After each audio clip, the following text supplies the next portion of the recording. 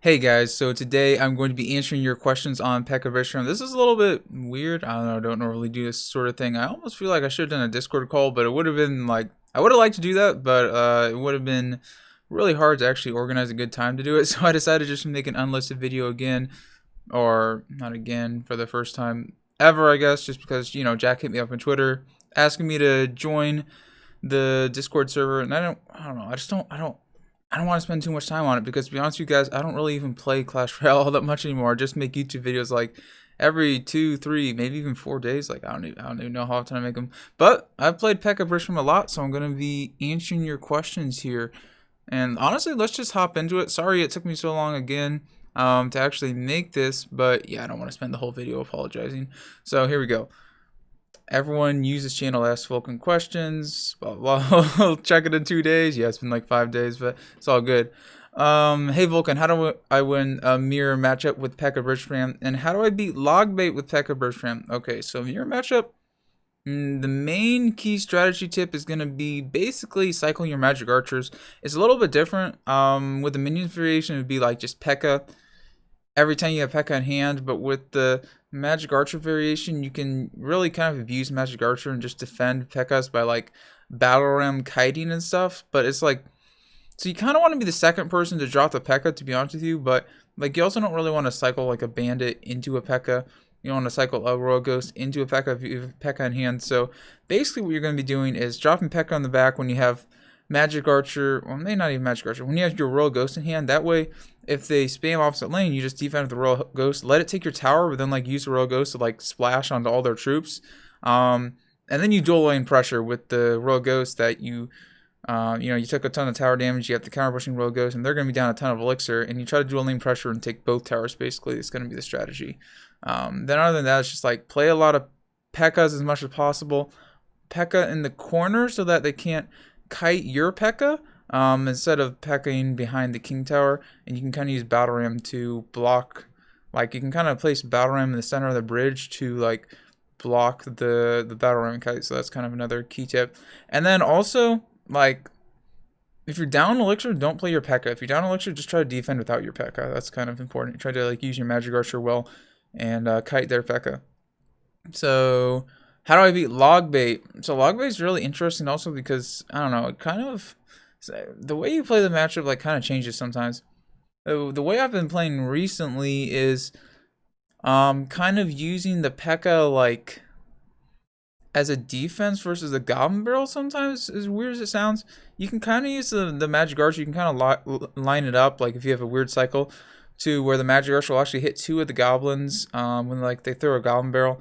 But really, it's all about not giving them rocket value, but you want to really defend their Goblin Barrels well and then counter push off of them. You kind of have to sacrifice tower damage, with the idea is that you're always playing the troop that's going to counter push. So, for example, you probably want to be defending your Goblin Barrel with just an Electro Wizard because that's not really going to counter push. You'd prefer to be defending it with your own Pekka. You prefer to be defending it with your own Royal Ghost. And then there's also like you can Pekka in the back if you have a really good cycle and drop elixir. You gotta be really careful about it. That's why it's actually better just to, instead of like just Pekka in the back, Pekka on defense, and sometimes like block the bridge if you know they're gonna throw a Goblin Barrel, because otherwise you can't defend the Goblin Barrel for no damage. So like sometimes they'll have a knight coming down. I'm like, yeah, they're gonna throw a Goblin Barrel. I'm 100% sure. So I literally just Pekka at the bridge to block the knight from crossing. And then what's the offense? I guess the offense is gonna be spam the bridge when they don't have knight in cycle and they don't have the Goblin Gang in cycle, because you can really like force them to play some awkward cards. For example, like Royal Ghost the bridge when all they have is Princess Log, Inferno Tower, and Ice Spirit in the cycle. Like, how are they going to defend the Royal Ghost? They have to like waste two cards and then they're down elixir. So yeah, you got to spam the bridge, depending on their cycle. So what is the best strategy to identify when to apply pressure and when to play passive? Is literally just memorize their cycle. It is that simple. You saw me play I did a 20-win stream with it, and you saw that like in the stream I couldn't beat the 20-win challenge. I tried like 3 times, and the reason why I was losing, not being the challenge, was because I wasn't properly tracking my opponent's cycle. And yeah, so it's literally like I was attacking not well because I didn't know what cards my opponent had in hand whenever I was attacking. So you gotta really focus on memorizing your opponent's cards, and that's gonna be the important thing because you literally, like, for example, they have a card that isn't gonna be a positive elixir trade versus a battle ram.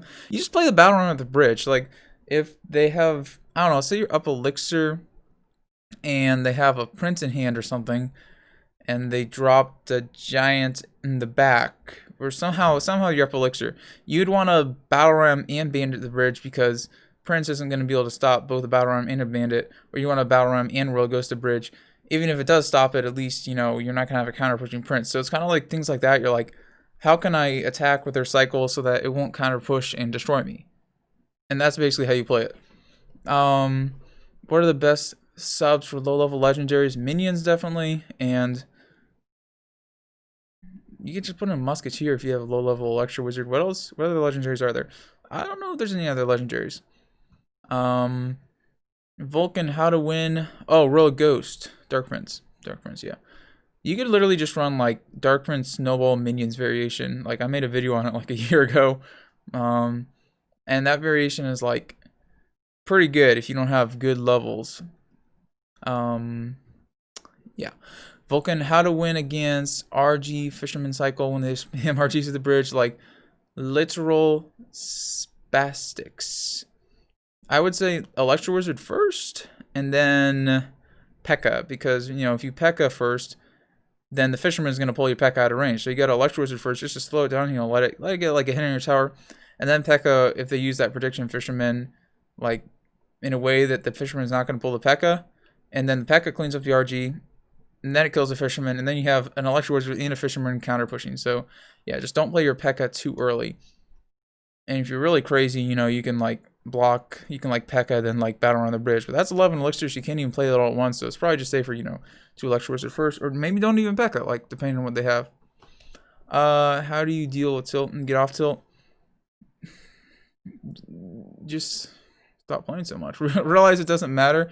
But honestly, it's like, the thing is, if you want to play well, you really got to get into the zone. And that's probably the more important thing. So, like, get enough sleep, eat, take care of yourself, and play in a comfortable, quiet environment.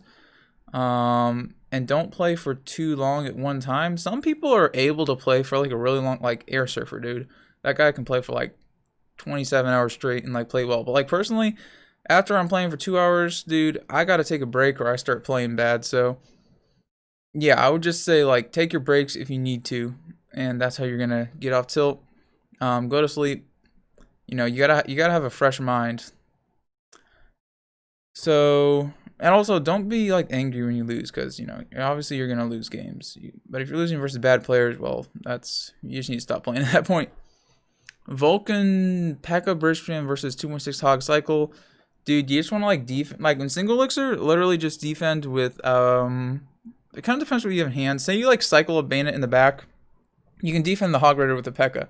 But if you're at 10 elixir and they play the Hog Rider, then you actually probably would want to, well, I don't know. It kind of depends on your cycle, but basically, if you can defend the Hog without the Pekka, just by using like a bandit Electro Wizard and try to space it out, you try to like let the bandit charge first, and then Electro Wizard like low. It's kind of actually hard to pull off, but it'll get like the Hog get no hits on your tower, or you just use Royal Ghost, Electro Wizard, and then counter push with the Battle Ram. Then kind of just cycle your cards so that you don't get out cycled in single elixir. That's kind of the important thing. It's just like always play good defense, always save enough elixir, always save 7 elixir so you can fully counter a Hog Rider, and literally never let the Hog get hit in your tower. And then don't pull the trigger on poison too early on the Musketeer. Sometimes you just like you attack, you let the Musketeer do his thing, because poison isn't going to instantly kill it anyway. And then just wait for it to cross the bridge and then kill it with like a ghost or a bandit. Especially in single elixir. Yeah, especially in single elixir, I would say probably don't poison the Musketeers.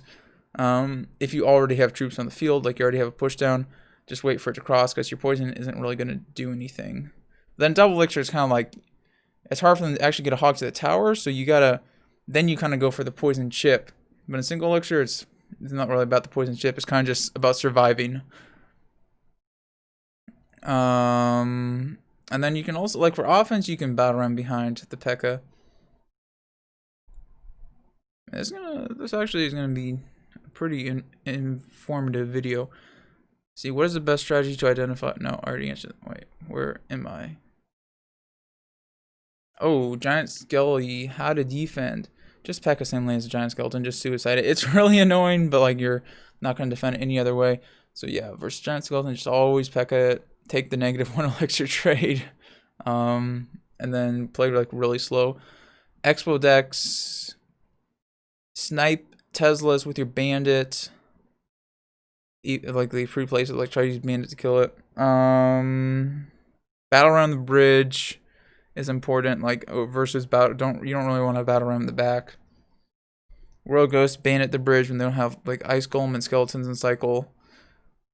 And other than that, use Pekka Ewiz to defend the expos. Don't cycle your poison. Instead just like cycle your zap for most of the time.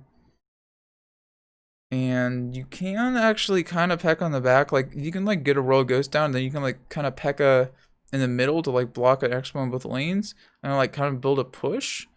And then also play like Magic Archers high to kill their Teslas. Those are kind of the key points. Vulkan Pekka is stupid. How long are we going? 11 minutes? Okay, not too bad. Pekka is stupid. Mortar decks are better, and I know they're more fun to. Wow. Wow, Lurk. Wow. How insulting. Hey, Vulcan, how do I defend against Prince with Pekka Battle Ram, Bridge Spam? Oh, actually, that's a pretty good question. I like most of the time you're just banditing it if you can, or like Royal Ghosting it, or like, well, no, you don't really want to Royal Ghost it. You want to E-Wiz and then Royal Ghost it. But like if you're down elixir, just suicide a Battle Ram into it. You don't really want to play your Pekka into a Prince. Like most of the time they're gonna have a giant if they have Prince, so you don't really want to do that. You're better off usually just like suiciding a Battle Ram.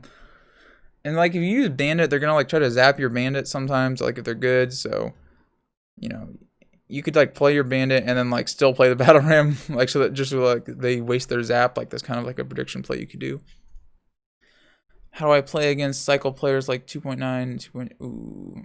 Yeah, I think I explained that well. And like another key thing against 2.62 is like you can kind of cycle like some cards at the bridge, like Rogos and Bandit. If they don't have the Ice Golem and the Skeletons in hand, then like you can force them to like waste a cannon or something, for example. So yeah. How do I play versus Elixir Golem? Oh, so you want to. You want to battle around the bridge. You never want to battle around the back. Like, say they drop a healer in the back, don't play Pekka same lane as a healer. Battle around the bridge, opposite lane.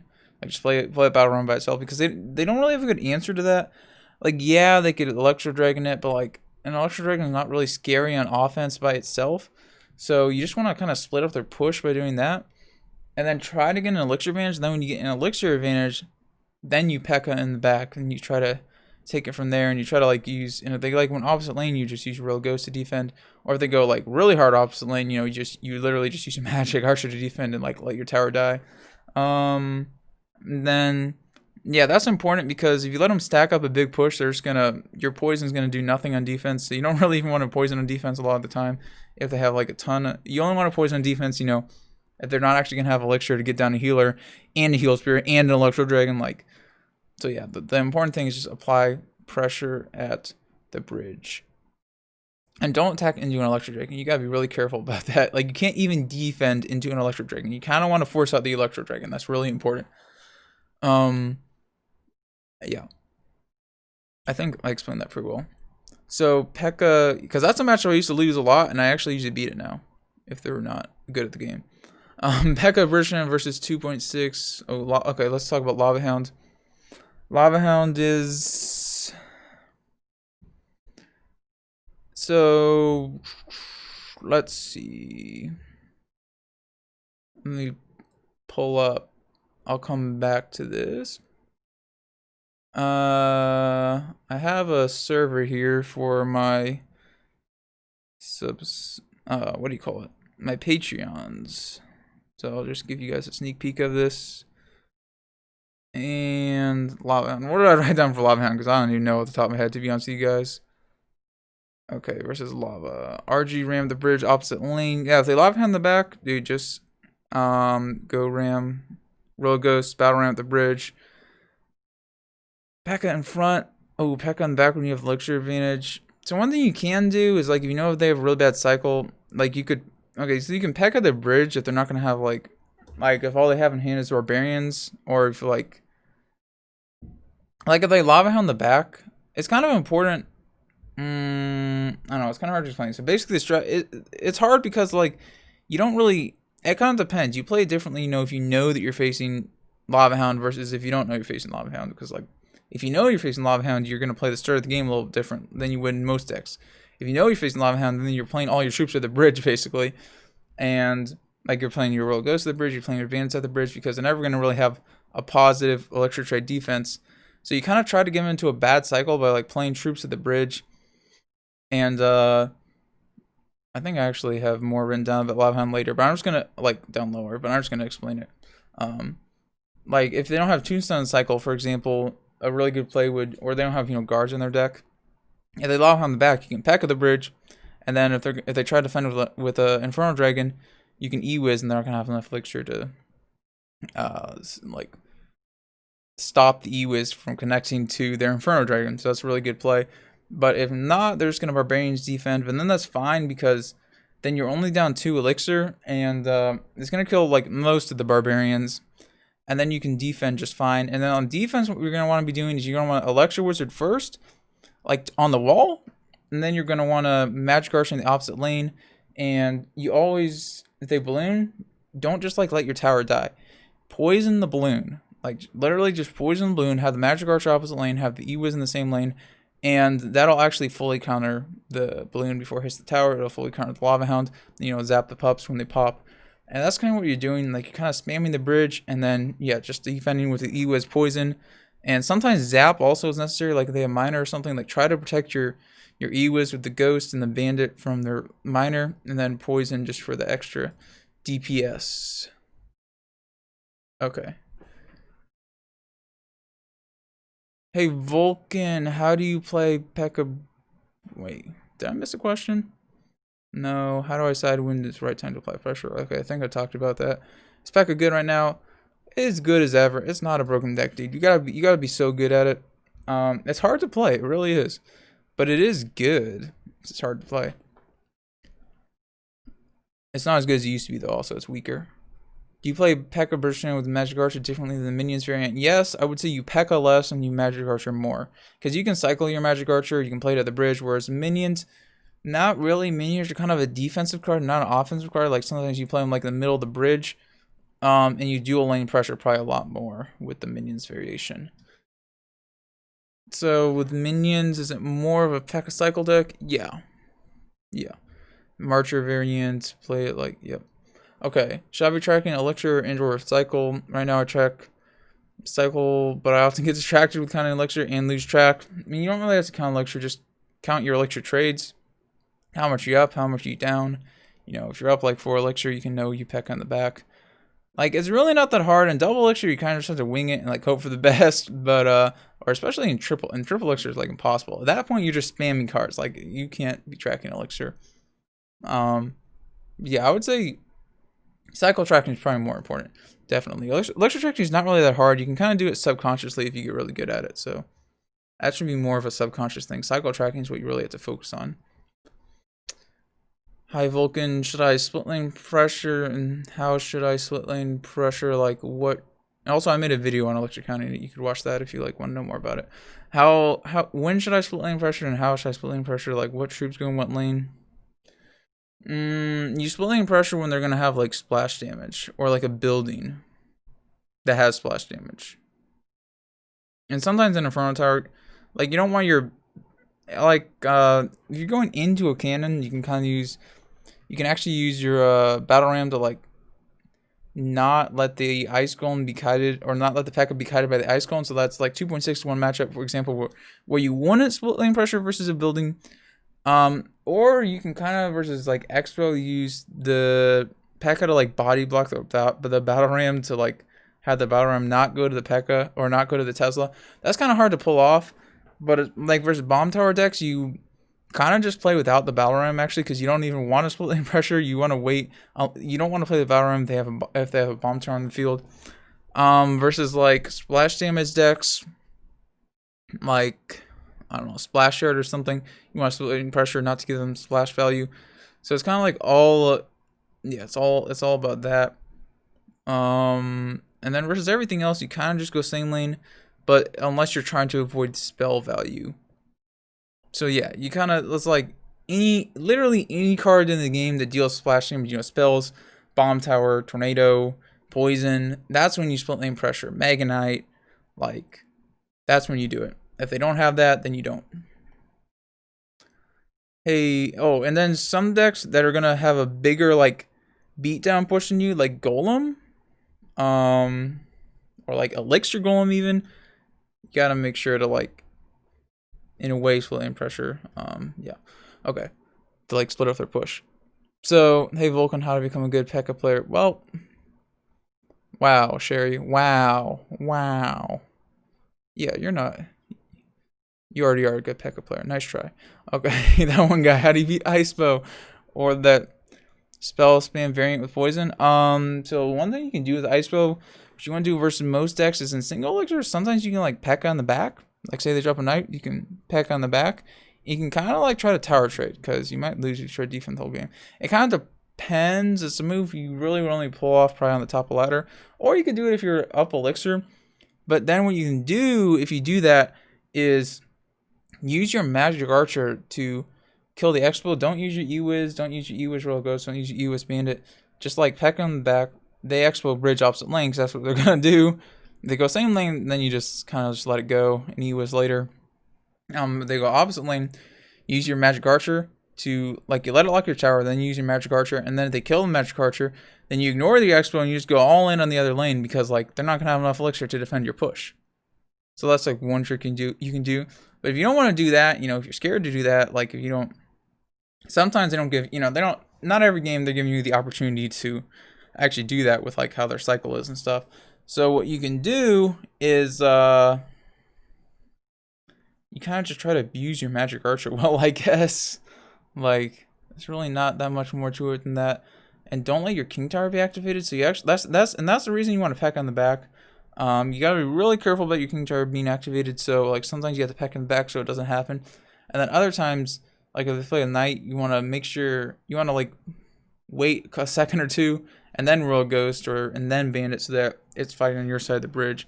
So you just gotta be really careful about that. Or if they like rocket too early, you just Pekka the back. Like, it really is that simple, I guess. That matchup, the Pekka is kind of important to actually be playing on offense. And then you can try to obviously get magic archer chip. They don't really have a good answer. Like play high magic archers. Even like just don't play your magic archer to avoid rocket value and stuff. I don't know. It's kind of hard to explain. There's probably some matchups with it on my channel. You could see what I mean. How do you beat Graveyard Bar Putt? And also, don't poison the Ice Wizard. You can get a lot of trouble if you poison the Ice Wizard at the wrong time. How do you beat Graveyard Bar Putt and Splash Yard with Pekka Marcher? Oh man, dude, you're killing me. You're killing me with questions. You really need to win that matchup in single elixir. You really do. You gotta Pekka in single elixir, and then they attack opposite lane. You literally just defend with poison, or literally just defend with magic archer. And then you kind of have to, like, honestly, you kind of want to try to defend without poison, like if you can avoid it, because you want to poison their Ice Wizard on offense. And it really is just about getting down the Pekka, and then if they try to like tower trade you, you know, sacrifice some tower damage and have a stronger counter push. Like, you know, let the baby dragon hit your towers. Like, you don't have to defend the baby dragon every time. But then if they just try to play defense the whole game, you gotta beat them in the poison cycle race. So that's probably the best way to answer that question. Then obviously dual lane pressure. And yeah.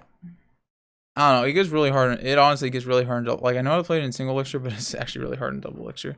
It's quite a difficult matchup. Like, usually when I'm showing that matchup on my channel, I think those are games that are played pretty well. But like, for example, when I live stream, like the live stream I did, I don't think I played it that well. But if I played it in one of my videos, I played it pretty well because I actually posted it. Otherwise, I wouldn't have posted it. Yeah. What's the game plan when you play against Prince Bait? What is Prince Bait? Prince Logbait? I'm just gonna go with Prince Logbait. Magic Archer. Magic Archer and Magic Archer. That deck really doesn't have a good answer to Magic Archer. It's not like even the Inferno Tower version of Logbait has a better answer to Magic Archer. So that matchup, yeah, it really is about it. Then you can kind of like, if you attack with Battle Ram, you need to support your Battle Ram. Don't just like send a Battle Ram by itself. Like Battle Ram and then also Bandit to charge onto the Prince and kill it. And I think that is a matchup where you're gonna want to be using Pekka like defensive. It's kind of like you kind of like still play your Pekka defensive like you would versus the other Logbait matchup I talked about earlier. And holy cow, guys, this is literally we're already up to 26 minutes. Oh my gosh, I should have just made this a full-blown video at this point. Maybe I will. Maybe I will. Okay, Pekka Bridge Frame against Royal Hog. 3 Musk and Logbait, the ones that counter. You guys literally asked about every single deck in the game. Holy cow. Oh, we're almost done. Pekka Bridge Frame against Royal Hog. 3 Musk and Logbait, the ones that counter. Well, I think I answered Logbait. So Royal Hog 3 Musk. How are you struggling versus? Well, I guess I could see it. One thing that I've done is use my Battle Ram to block the Ice Golem kite, or I Battle Ram in the back, then I Pekka the bridge in the corner so that the Ice Golem can't kite it, and that's worked out really well. But you have to do that when like you're up elixir kind of. So then if they 3 Musketeers, they don't have enough elixir to actually defend everything. So that's how you get damage, I would say. And then on defense, you just always poison the 3M, on the one side. You Pekka the other side. And Royal Ghost, Zap can kill the Royal Hogs. Or if you have Electro Wizard, you can Royal Ghost Electro Wizard. Or you can just Pekka if you have Pekka, to be honest. You have to be careful to not play in the wrong spot. I think that honestly covers the basics of how you play that matchup. Like again, use the Battle Ram and then offensive Pekka, or like Pekka in the corner kind of, to not get kited. And don't play your Pekka into 3M if you can avoid it. Unless you're going to be up elixir, then you can Pekka the bridge, and they're not going to be able to defend everything. What is your least favorite matchup versus Pekka bridge spam? I don't know. I really don't, dude. I really don't. Whatever I'm playing the most that day, and it's really making me angry. Like, the Barb Hut Greyford variation was making me angry when I was streaming, but, I don't know, it kind of depends. Sometimes just Lava Loon, it just depends, what deck you're facing, 10 times in a row and getting hard countered. Is there any tricks or tips that that most Pekka bridge spammers probably don't know?